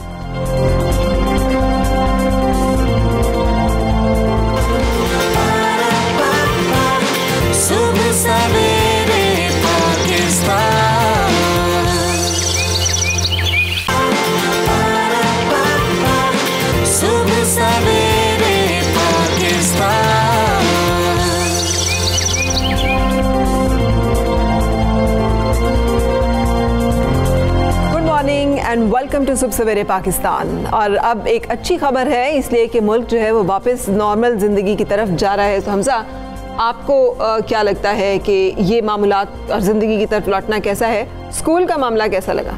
वैसे तो मामूलात की तरफ लौटना बहुत अच्छा है। अगर मैं स्टूडेंट होता और स्कूल में खुसूसी तौर पर पढ़ता होता तो मेरा तो पहले दिन पेट दर्द कर रहा होता, और वो दर्द ऐसा कर रहा होता कि मैं वालिदैन को कहता कि मेरा पेट दर्द कर रहा है। मेरे जैसे स्टूडेंट्स मौजूद हैं। हर रोज का किस्सा था। आप ये अक्सर औकात ऐसा होता था, लेकिन अब स्टूडेंट्स हैं वो मेरा ख्याल इतनी लंबी छुट्टियां गुजार कर खासे बोर भी हो चुके हैं, तो वो एक्साइटेड भी हैं थोड़ा सा स्कूल। ये हमारी टॉप स्टोरी या दीगर टॉप स्टोरीज क्या है, पहले नजर डालते हैं। बच्चों की मौजें खत्म, कल से मुल्क भर में तालीमी इदारे खोल दिए जाएंगे, मगर याद रहे कोरोना का खतरा अभी टला नहीं। मोहलिक वायरस को शिकस्त देने के लिए एहतियाती तदाबीर जरूरी है। पेशावर में BRT का पहिया चल तो पड़ा, मगर बसें खराब रहना मामूल बन गया। एक माह के दौरान 4 बार बसों में आग लग चुकी। टिकट मशीन इफ्तिताह के दूसरे रोज ही जवाब दे गई। खेल के मैदान से पाकिस्तान के लिए अच्छी खबर। ICC की ऑल टाइम T20 बॉलर्स की रैंकिंग में पाकिस्तानी बॉलर्स में उमर गुल का पहला नंबर, शाहिद आफरीदी का 6ठा नंबर। जनाब, मुल्क में कोरोना वायरस आखिरी सांसें ले रहा है। हर रोज केसेस जो हैं हमें पता चल रहा है कि अब कुछ अरसे से हमें लगा है कि थोड़े से ज्यादा हुए हैं, लेकिन केसेस कम, अम्मात भी कम रिपोर्ट हो रही है अगर हम कंपैरिजन करें बाकी ममालिक के साथ, खासतौर पर इंडिया के साथ, जिस पर अब फैसला किया गया है कि 6 माह से बंद तालीमी इदारे खोल दिए जाए। बिल्कुल, पहले मरहले में 9वीं 10वीं और इंटरमीडिएट के तलबा और जो यूनिवर्सिटी के स्टूडेंट्स हैं उनको स्कूल, कॉलेज, यूनिवर्सिटीज़ बुलाया जाएगा। अगर अगले हफ्ते 23 सितंबर की बात की जाए तो 6ठी से 8वीं जमात के तलबा को भी स्कूल आने की इजाज़त होगी, उनको बुलाया जाए। और तीसरे मरहले में बहुत छोटे बच्चे नहीं, प्राइमरी स्कूल के बच्चे जो हैं वो 23 सितंबर से स्कूल जाएंगे।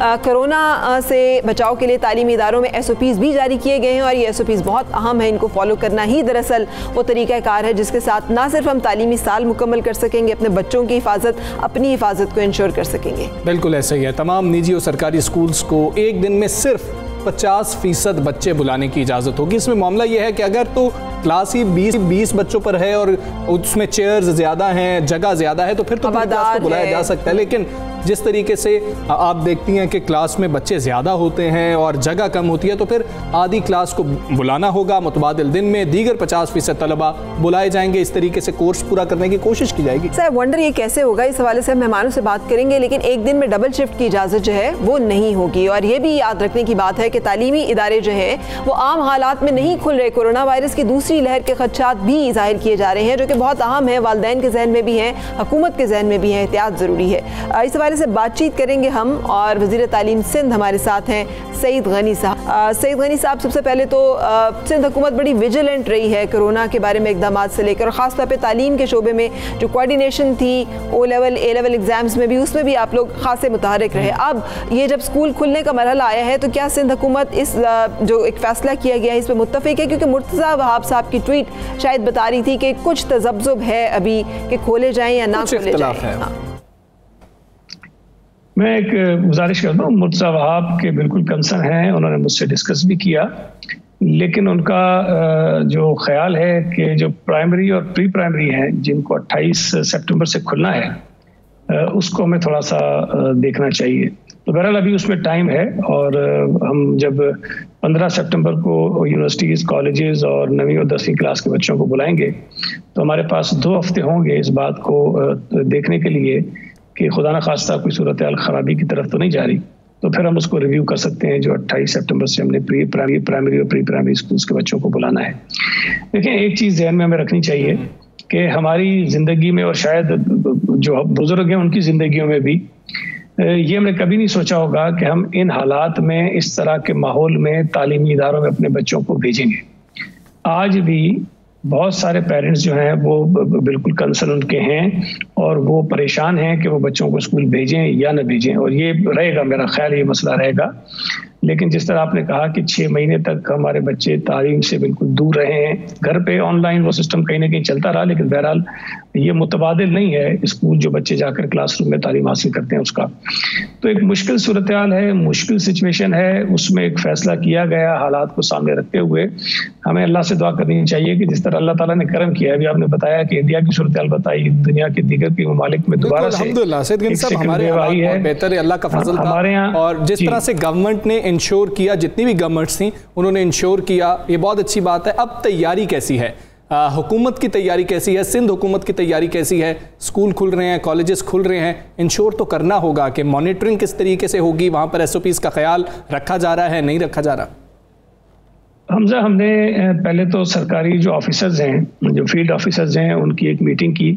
तो उसके अगले दिन हमने प्राइवेट स्कूल्स की जो एसोसिएशन है उनके साथ मीटिंग्स की। हमारे जो SOPs हैं वो हम पहले ही शेयर कर चुके हैं, और हमने उन्हें बताया कि आप यकीनी बनाएं कि इसको आप इम्प्लीमेंट करें। लेकिन एक बात मैं समझता हूँ, और आप भी इस बात को ज़रूर महसूस करेंगे, कि हमारे मुल्क में जब कोरोना उरूज पे था तब भी हम अपने समझदार, पढ़े लिखे, आकिल व बालिग लोगों को भी इस बात पे कायल नहीं कर सके कि वो SOPs पर 100% अमल दरामद करें। और यहाँ जिनसे हम तवक्को कर रहे हैं वो बहुत छोटे बच्चे हैं, इसलिए हमने ज़्यादा जो फोकस रखा है, ज़्यादा जो SOPs में फोर्स कर रहे हैं वो सबसे ज़्यादा पेरेंट्स को कर रहे हैं, फिर स्कूल मैनेजमेंट और टीचर्स को कर रहे हैं, और फिर एडमिनिस्ट्रेशन को भी कर रहे हैं। क्योंकि वालिदैन को अपने बच्चे सबसे ज़्यादा अजीज होते हैं। मैं कितना कह लूँ कि जी मेरे सारे बच्चे मेरे बच्चे हैं, सब होती है, लेकिन जाहिर है कि मेरे अपने बच्चे जितने मुझे अजीज होंगे शायद दूसरे बच्चे उतने नहीं होंगे। बहरहाल मैं जो फैक्ट आपको बता रहा हूँ, इसलिए हम सबको ये कह रहे हैं पेरेंट्स को कि जब अपने बच्चों को स्कूल भेजना शुरू करें तो जो हमारे SOPs हैं उसको ना सिर्फ खुद समझ लें बल्कि बच्चों को सेंसिटाइज करें कि वो उन पर अमल दरामद करें स्कूलों में जाकर भी।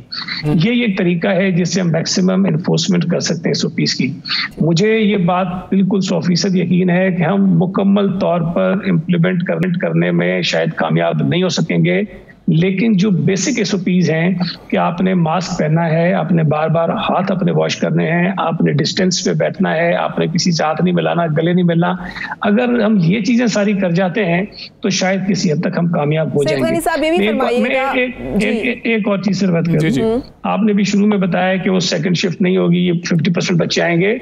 ये गालिबन पंजाब में हुआ है। हमारे जो SOPs हमने बनाए हैं वो बहुत फ्लेक्सिबल हैं, और हमने स्कूल्स को ये इजाज़त दी है कि वो अपनी क्लास के साइज़ के मुताबिक, बच्चों के साइज़ के मुताबिक ये फैसला करें कि उन्हें इवनिंग की शिफ्ट करनी है कि नहीं करनी है, उन्हें बच्चों को अल्टरनेट डेज पे बुलाना है या नहीं बुलाना है, वो फैसला कर लें। हम सिर्फ एक चीज़ उनसे चाह रहे हैं कि बच्चे फासले पर बैठें, और क्लासरूम में कहीं पे भी जो है ना ओवर क्राउडेड वो चीजें ना हो, तो वो हमें इम्प्लीमेंट करके दे दें, बाकी स्कूल्स पे हमने छोड़ा भाई। अच्छा सैयद गनी साहब, ये भी फरमाइएगा कि तालीमी साल का क्या होगा, क्योंकि 6 महीने बच्चों के ज़ाया हुए हैं, एग्जाम्स क्या टाइम पे होंगे, मैट्रिक और ख़ासतौर पे जो बच्चे FSC के बच्चे हैं, और इसी तरह CIEs के बारे में भी बताइएगा कि अक्टूबर में क्या उनके इम्तहानात जो हैं वो उसी तरह नॉर्मल अंदाज में लिए जाएंगे, उसके बारे में बातचीत तय हो गई है, या जैसे पहले बच्चों की ग्रेड असेसमेंट्स की गई थी उस फॉर्मूले पे चला जाएगा? देखिए, हमने तो अभी जो हमारी एक सेल में स्टीयरिंग कमेटी बनी हुई है जिसमें तमाम स्टेक होल्डर्स उस कमेटी के मेंबर्स हैं, और हम तमाम फैसले स्टीयरिंग कमेटी की मशावरत से ही करते हैं। जो तालीमी साल की आपने बात की, हमने एक टेंटेटिव एकेडमिक प्लान बना लिया है अगले साल का, और वो मैंने मीडिया से शेयर भी किया था 2 दिन पहले प्रेस कॉन्फ्रेंस में। वो इस वक्त मेरे हाथ में नहीं है और मैं आपको तफसील उसकी बता देता। अच्छा, उसमें हमने इस बात को मद्देनजर जरूर रखा है कि बच्चों को इस वक्त जो टीचिंग डेज हैं उनके वो कम हो गए हैं, रिड्यूस हुए काफ़ी, तो हम उनको जो पढ़ाते हैं उसके अंदर भी हम उनको कंडेंस कर रहे हैं, और उसके अंदर भी कुछ हम जो कोर सब्जेक्ट हैं उसके हिसाब से उनको सामने रख के हुए बच्चों की तालीम को आगे बढ़ाएंगे। तो ये बात भी हम गौर कर रहे हैं कि जो उनके एग्जाम्स होंगे उसके अंदर वो जो पूरे साल का सिलेबस उनको पढ़ाना होता है, कोई ऐसा ना हो कि टीचर्स भी मारामारी में परेशान हो, बच्चे भी परेशान हो। ये 6-7 महीने के अंदर हमें 12 महीने के जो कोर्स को पूरा करना है, फिर एग्जाम्स भी देना है, तो उसको भी हमने कंसिडर किया है। और अगले साल जो एग्जाम्स होने हैं 9वीं के, 10वीं के, 11वीं और 12वीं के, उनकी डेट्स को भी हमने दोबारा से रिविजिट किया है, वो भी हम चेंज कर रहे हैं, उनके नतीजे भी उसी हिसाब से आएंगे। इन चीजों को रिविजिट किया गया। सईद गनी साहब हमारे साथ मौजूद हैं, कैम्ब्रिज के बारे में उन्हें कैम्ब्रिज का बताने दीजिएगा। जी आपने जो कैम्ब्रिज की बात की, देखें उसमें एक प्रॉब्लम ये ध्यान में रखें कि कैम्ब्रिज के एग्जाम्स जो हैं वो पूरी दुनिया में होते हैं, सिर्फ पाकिस्तान में नहीं होते। तो कोई भी फैसला अगर वो होगा तो सिर्फ पाकिस्तान को सामने रखकर नहीं किया जाएगा। इस मर्तबा जी ठीक है सैयद गनी साहब, बहुत शुक्रिया, हमारे साथ मौजूद है। फरा, एक चीज़ है, उन्होंने कहा कि हमने फ्लेक्सिबिलिटी रखी है, ये स्कूल्स फैसला कर लें, यूनिवर्सिटीज़ फैसला कर लें, लेकिन वो ये भी कह रहे हैं कि वालिदैन की बड़ी जिम्मेदारी है इसके ऊपर। बच्चे जो हैं उनको नहीं कहा जा सकता, लेकिन वालिदैन उनको समझा सकते हैं। वालिदैन की भी, उस शख्स की भी जो कि बच्चों को ट्रांसपोर्ट करता है, कि वो भी इंश्योर करे इस चीज़ को। इसी तरह से स्कूल्स की, स्कूल एडमिनिस्ट्रेशन की जिम्मेदारी सबसे ज़्यादा होगी, क्योंकि बच्चे वालिदैन तो घर से भेज देंगे, उसके बाद स्कूल की एडमिनिस्ट्रेशन ने इंश्योर करना है कि उस टाइम में जहाँ बच्चे वहाँ मौजूद हैं उनका एक दूसरे के साथ एनकाउंटर जो है वो मोहतात भी हो, और सेहत के ऊपर ये जो हमें प्रोटोकॉल्स दिए जा रहे हैं, SOPs दिए जा रहे हैं, इनको फॉलो भी करें बच्चे। पर आप पहले देख लेते हैं जो बच्चे स्कूल जाने वाले हैं, कॉलेजेस जाने वाले हैं, उनके क्या तासुरात हैं, कितनों के पेट में दर्द होता है, कितनों के पेट में दर्द है। बिल्कुल ठीक है।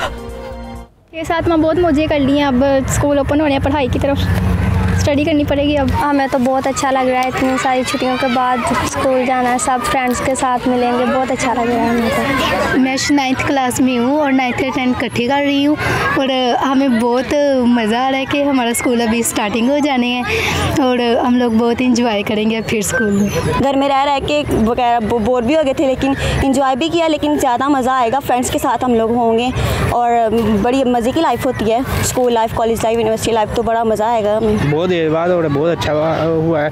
ये कोरोना की वजह से बहुत ज़्यादा स्कूल डिस्टर्ब हुआ था, जिससे बच्चों की तालीम भी बहुत ज़्यादा मुतासर हुई है। बच्चे बदल गए हैं, मेरे जैसा एक भी नहीं है। अच्छा, ज़्यादा लड़कियाँ हैं, हो सकता है 2-3 लड़कों के कमेंट ज़्यादा लिए जाते तो वो कोई हमें मुतज़लज़ल बयान आ ही जाता। लड़कियाँ are always eager to go and study, ज़्यादा मेहनत की भी उनको आदत होती है, और स्कूल का एनवायरनमेंट वैसे भी उन्हें बड़ा फ्रेंडली, दोस्तों से गपशप मुलाकात का मौका मिलता है। लेकिन बच्चे खुश हैं, ये बहुत अच्छी बात है कि बच्चे एनर्जेटिक हैं और उधर जाने के लिए तैयार हैं। इस पर बात कर लेते हैं। सूबाई वज़ीर हायर एजुकेशन पंजाब राजा यासिर हमायूं साहब हमारे साथ मौजूद हैं। राजा यासिर हमायूं साहब, बहुत शुक्रिया आपके वक्त का।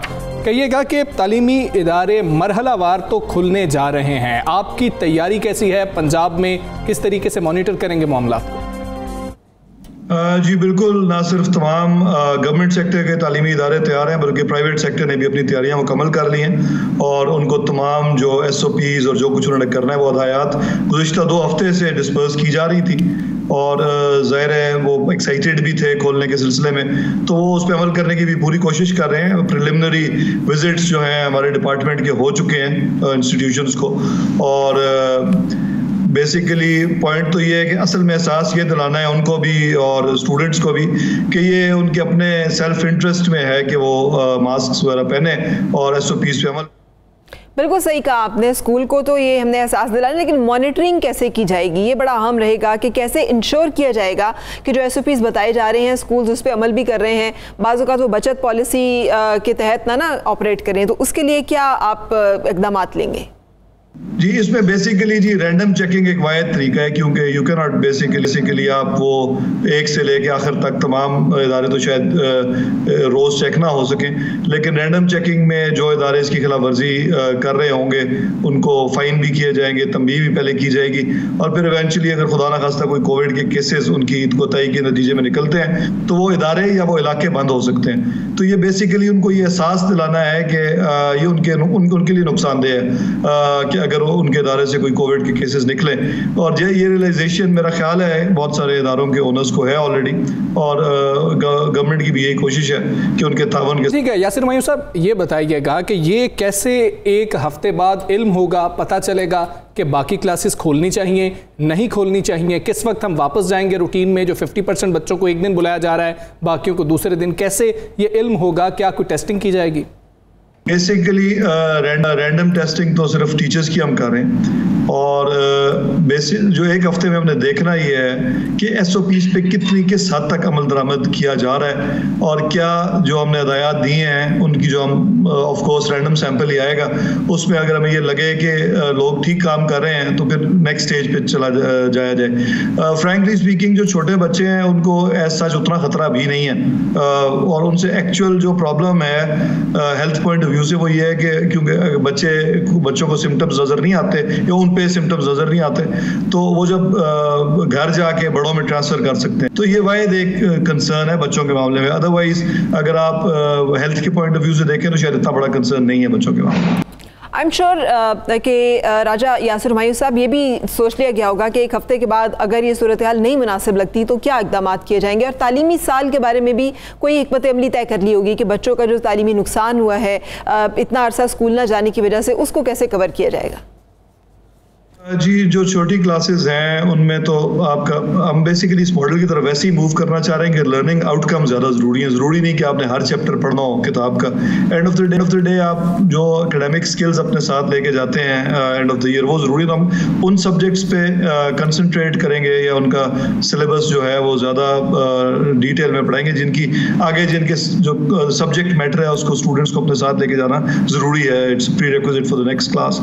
हायर एजुकेशन में कंपैरेटिवली आसान है क्योंकि हायर एजुकेशन में बच्चों को स्पून फीडिंग की स्टूडेंट्स को ज़रूरत नहीं होती, और वो खुद भी करिकुलम के कुछ पार्ट्स कवर कर सकते हैं, तो और हम एकेडमिक ईयर भी थोड़ा प्रोलॉन्ग कर सकते हैं उनका, क्योंकि सेमेस्टर सिस्टम में उनकी फ्लेक्सिबिलिटी है कि नेक्स्ट समर तक हम उसको एक्सटेंड कर दें। तो हायर एजुकेशन में तो कतई कोई प्रॉब्लम नहीं होगी। स्कूल एजुकेशन में जैसे मैंने ऑलरेडी बताया कि हम कुछ एरिया स्मार्ट एकेडमिक ईयर को प्रोलॉन्ग किया जा सकता है। यासिर हुमायूं साहब हमारे साथ मौजूद थे, बहुत शुक्रिया आपका। अब हमने private schools association, Pakistan private school association के सदर हमारे साथ हैं काशिफ मिर्ज़ा, उनसे भी जानेंगे कि प्राइवेट स्कूल्स जो हैं वो इस बारे में कितने मुतहरिक हैं। अस्सलाम वालेकुम काशिफ मिर्ज़ा साहब।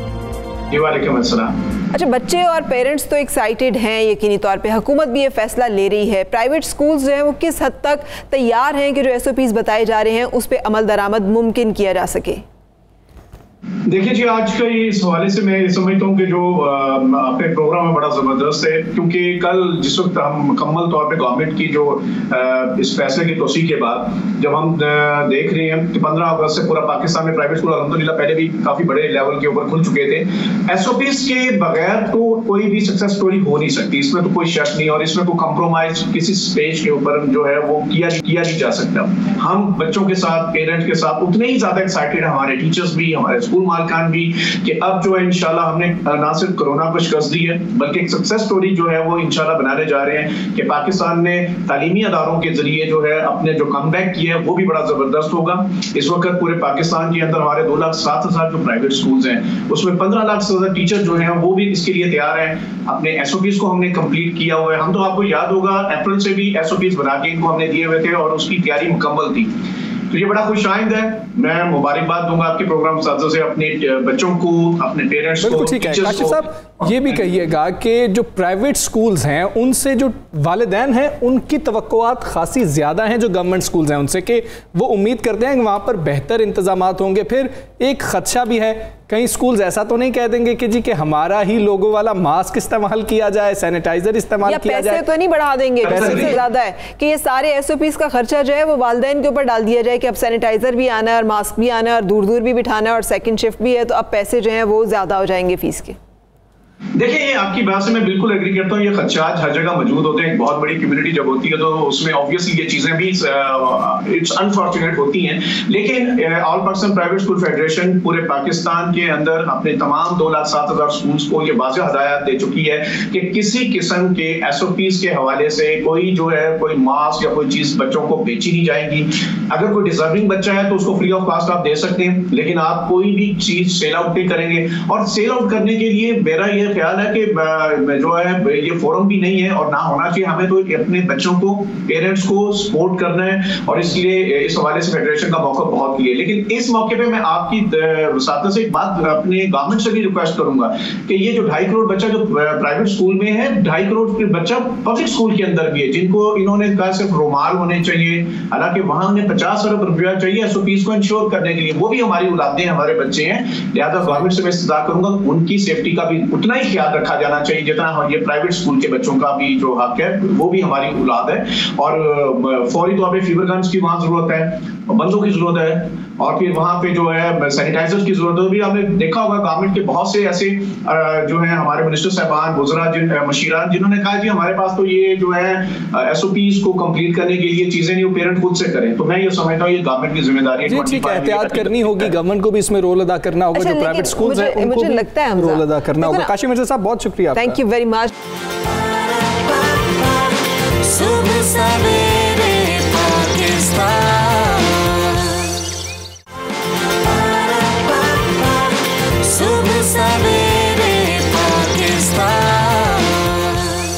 अगली अपनी स्टोरी की तरफ चलेंगे जहां पर के बात होगी कुछ KP के, जहां एक बहुत तवील इंतजार के बाद पेशावर में BRT का पहिया चल तो पड़ा, मगर सूरत हाल ये है कि बसें ख़राब रहना मामूल है। मंसूबे को भी शुरू हुए 1 माह ही हुआ है और इस दौरान 4 बसेज में आग लग चुकी है। टिकट मशीन अगले दिन ही जवाब दे गई थी। एक बार BRT बस रास्ते में हिम्मत हार गई, जिससे मुसाफिरों को उतरकर दूसरे स्टेशन तक पैदल जाना पड़ा था। फरा और फिर ये भी देखने में आ रहा है कि जब ये आग वाले वाक़यात है, कोई शॉर्ट सर्किट है, कोई AC का मसला था, फिर आग लग गई, उसके बाद लोगों ने फिर से जो बाहर वैन चल रही है, जो बसेस चल रही हैं, दीगर जो पब्लिक ट्रांसपोर्ट है, उसकी तरफ लोग मूव कर रहे हैं। इतना महंगा मंसूबा और उसके बाद भी लोगों ने उधर का रुझान रख दिया, वो खुद को सेफ महसूस नहीं कर रहे। तो इस हवाले से बातचीत करनी है हमने तर्जुमान BRT पेशावर, हमारे साथ है मोहम्मद उमैर खान साहब। अस्सलाम वालेकुम खान जी। वालेकुम सलाम जी। बताइएगा सर, ये क्या वाक़यात हैं? BRT का मंसूबा जो है उसके लिए 6 दफ़ा डेडलाइन चेंज की गई, फिर फाइनली इसको ओपन किया गया और अब ओपन किया है तो 4 दफ़ा आग लग चुकी है। वजूहात पता चली है कि क्यों बसेज में आग लग रही है? 3 दफ़ा गालिबन है। जी बहुत शुक्रिया आपका टाइम देने का। सबसे पहले मैं बता चलूँ कि in the best interest of public ये जो है प्रोविंशियल कैपिटल में ट्रांसपोर्ट का बेहतरीन सफी सहूलत मैसर आ रही है लोगों को। और ये जो अनफॉर्चुनेटली इंसिडेंट हुए, 2 इंसिडेंट हुए प्राइमरीली। फर्स्टली मैं आपको बता दूं, एक आग लगी थी बस की छत पर, उसकी इनिशियल इन्वेस्टिगेशंस में तो ये फाइंडिंग्स थी कि उसकी बैटरी में आग लगी।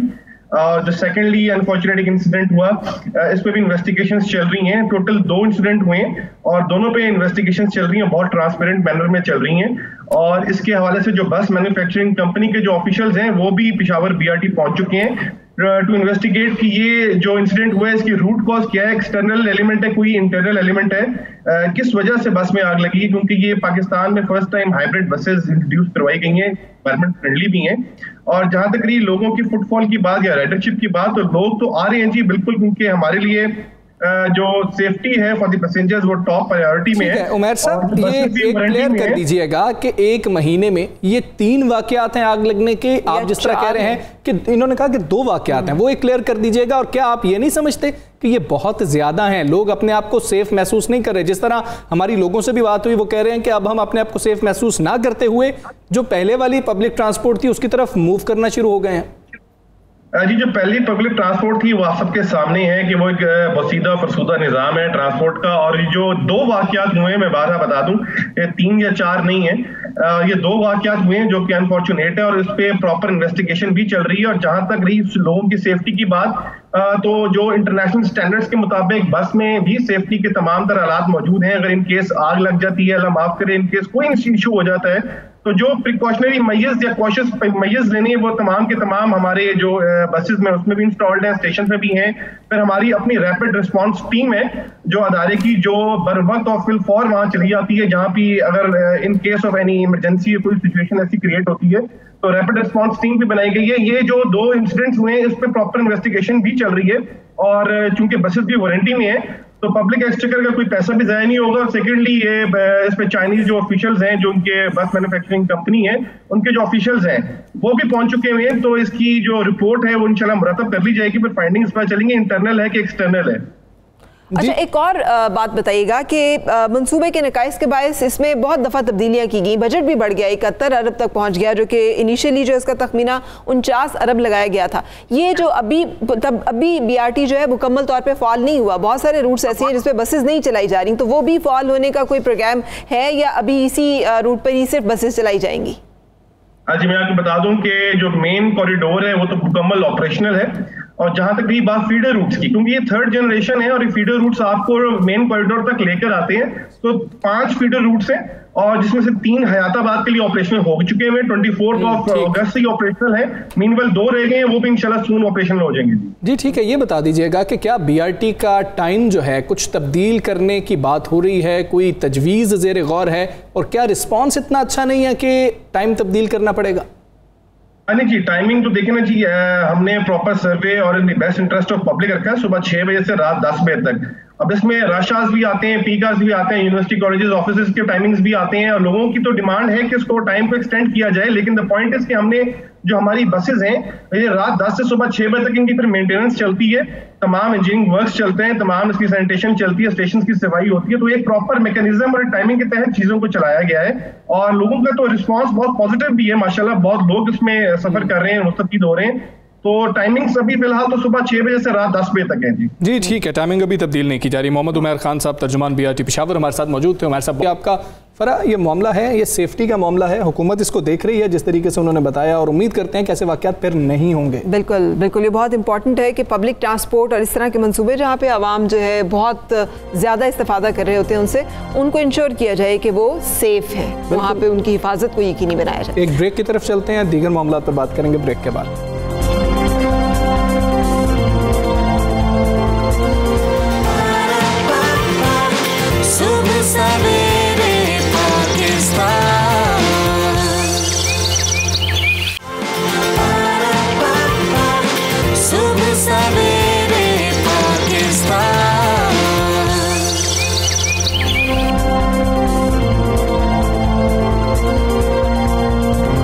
Welcome back to Subah Savere Pakistan and good morning. अब कुछ अच्छी खबरें भी हमने आपको सुनानी है, लेकिन अच्छी खबरों का ताल्लुक हमजा से भी कुछ है। हमजा, आपको अच्छा लगता है जब विकेट गिरती है या आपको अच्छा लगता है जब चौका लगता है, छक्का लगता है? विकेट गिरती है, क्योंकि एक विकेट जो है एक छक्के से बहुत ज्यादा अहमियत की हामिल होती है। यही मेंटालिटी, यही सोच पूरी पाकिस्तानी कौम की है। अब छक्के पे चौके पे भी एक्साइटेड होते हैं, लेकिन वो जो विकेट लेने का एक जो क्रेज है ना, और वो जो डक पे बंदे को बाहर भेजने का एक जो क्रेजमा है, वो बड़ा ज़बरदस्त है। और इस हवाले से ये अच्छी खबर जो कि आपके सामने भी है कि आपको बताएं कि ICC ने ऑल टाइम T20 बॉलर्स की रैंकिंग जारी कर दी है, और उसमें पाकिस्तान के लिए बड़ी और अच्छी खबर ये है कि उसमें पाकिस्तानी बॉलर्स में उमर गुल पहले नंबर पर, वेस्ट इंडीज़ के स्पिनर सैमुअल बद्री का दूसरा नंबर है। टॉप 10 बॉलर्स में फरा 5 पाकिस्तानी बॉलर्स शामिल हैं, 5 पाकिस्तानी बॉलर्स। और उसमें अच्छी बात यह है कि इस वक्त खेलने वाले 2 खिलाड़ी शादाब और इमाद भी हैं, यानी कि अभी भी पाकिस्तान में वो बॉलर्स मौजूद हैं जो कि ऑल टाइम जो 10 बेहतरीन रेटिंग वाले हैं उनमें शामिल हैं। तो 5 उन पाकिस्तानी बॉलर्स की बात करें तो शाहिद अफरीदी का लाला का 6ठा नंबर है। लाला इसमें भी जो है आगे नजर आ रहे हैं। साबिक पाकिस्तानी स्पिनर सईद अजमल वो तीसरा वाले, वो भी जो है इसमें शामिल है, 8वां नंबर है। इमाद वसीम 9वें और शादाब खान 10वें नंबर पर मौजूद हैं। इस हवाले से बातचीत करेंगे हम स्पोर्ट्स तज्ज़ियाकार, हमारे साथ हैं मिर्ज़ा इकबाल बेग साहब। अस्सलाम मिर्ज़ा इकबाल बेग। और ये पाकिस्तान के लिए यकीनी तौर पर क्रिकेट के शायकीन के लिए, पाकिस्तान के लिए ओवरऑल बहुत अच्छी खबर है कि ICC ने ऑल टाइम T20 बॉलर्स की रैंकिंग जो जारी की है उसमें टॉप बॉलर्स जो हैं उसमें 5 पाकिस्तानी बॉलर्स के नाम शामिल हैं, यानी अच्छी एवरेज हमारे 5 ऐसे बॉलर्स की। क्या समझते हैं आप पाकिस्तान में क्रिकेट के फ्यूचर, खासतौर पे बॉलिंग जो हमारी लाइन है उसके आगे फ्यूचर के लिए? वालेकुम अस्सलाम फराज, सबसे पहले आपको और हमजा को बहुत बहुत मुबारक हो, नया शो आपने मॉर्निंग शो लॉन्च किया है। और तो फर आपके साथ ATV पे भी जब आप करती थी एक मॉर्निंग शो कर चुका हूँ और माशाल्लाह से आप लोगों का ये नया वेंचर, मेरी तमाम तर दुआएं आपके साथ हैं कि ये कामयाबी से हमकिनार हो। जहाँ तक बात की आपने T20 क्रिकेट की, तो T20 क्रिकेट आई 2005 में और उस वक्त ऑस्ट्रेलियाई कप्तान जो रिकी पॉन्टिंग, उन्होंने मजाक उड़ाया कि किस तरह की क्रिकेट है। पाकिस्तान पहला अपना T20 मैच 2006 में खेला, लेकिन पाकिस्तानी क्रिकेटर्स T20 के शॉर्टर वर्जन के इतने माहिर हैं कि अभी आप लोग खुद बता रहे थे कि जो दुनिया की ऑल टाइम बॉलर्स लिस्ट आई है उसमें उमर गुल टॉप पर हैं। ये वही उमर गुल है 2009 का जब पाकिस्तान वर्ल्ड कप जीता 21 जून 2009 को लॉर्ड्स के मैदान पर, तो उमर गुल की परफॉर्मेंस उस टूर्नामेंट पे बड़ी जबरदस्त रही थी। हालांकि फाइनल के man of the match Shahid Afridi रहे। तो पाकिस्तानी एक्सेल करते हैं शॉर्टर वर्जन ऑफ क्रिकेट में। उसकी बुनियादी वजह मैं ये समझता हूँ कि इस T20 क्रिकेट का आगाज कराची से हुआ। 70 के अशरे में एक टूर्नामेंट होता था Najmabad super cup cricket tournament, और रमजान के महीने में होता था। लोग रोजे का वक्त गुजारने के लिए चले जाते थे, छक्कों चौकों की बरसात होती थी। तो ये शॉर्टर वर्जन ऑफ क्रिकेट जो है दरअसल कराची से शुरू हुआ। जी, कराची से शुरू हुआ। ये तो बड़ी इंटरेस्टिंग इन्फॉर्मेशन है। जी फरा, और फिर तो पाकिस्तानी इतने उसमें एक्सपर्ट हो गए कि हर जगह T20 क्रिकेट और पाकिस्तानी T20 क्रिकेट में जिस तरह से डोमिनेट कर रहे हैं। आप देखें 2007 में पहला जो वर्ल्ड T20 हुआ साउथ अफ्रीका में, मैं वहां मौजूद था। फाइनल में पाकिस्तान भारत से हार गया। बड़े वो आखिरी वक्त पे जो जोगिंदर शर्मा ने कैच लिया श्री शांत की गेंद पर। आज वो जोगिंदर शर्मा भारतीय पंजाब पुलिस में DSP के ओहदे पर फायज है। कोई उसे नहीं जानता इसलिए कि वो पाकिस्तान के खिलाफ उसने कैच लिया। इसी तरीके से पाकिस्तान फिर 2007 के बाद 9 का वर्ल्ड T20 जीता पाकिस्तान। फिर 2010 के वर्ल्ड T20 में सेमीफाइनल में पहुंचा, 2012 में सेमीफाइनल में पहुंचा। फिर उसके बाद थोड़ी सी कारकर्दगी जवाल की तरफ आई। लेकिन आफ्टर ऑल पाकिस्तान जो है वो T20 का दुनिया में कहना चाहिए। अभी तो हम रैंकिंग में, मिर्जा साहब ये बताइएगा कि हम बात कर रहे हैं 5 जो हमारे बॉलर्स हैं वो टॉप 10 में शामिल है। उमर गुल का जैसे आपने जिक्र किया, यूनुस खान कप्तान थे, यॉर्कर्स बड़े बेहतरीन थे, बाद में बॉलिंग करते थे, लेकिन 4 ओवर्स ऐसे होते थे कि कोई स्कोर नहीं कर पाता था। फिर विकेट रेशो बहुत अच्छा था, एवरेज बहुत अच्छा था। सईद अजमल थे, उनकी बॉलिंग थी, शाहिद आफरीदी थे। लेकिन तब हम देखते थे 130-140 स्कोर पाकिस्तानी बैट्समैन बनाते थे। ये लोग डिफेंड कर रहे होते थे। 190 बन रहे हैं ऑस्ट्रेलिया में, डिफेंड नहीं हो रहा। क्या आप देख रहे हैं कि बॉलिंग कुछ वीक हो गई है पाकिस्तान की? अब बिल्कुल आपने हमजा सही कहा, बॉलिंग वीक हो गई। उमर गुल की बात की, उमर गुल की जो यॉर्कर्स थी उनको गुलडोजर कहते थे उमर गुल को, क्योंकि वो जिस तरह की बॉलिंग करते थे।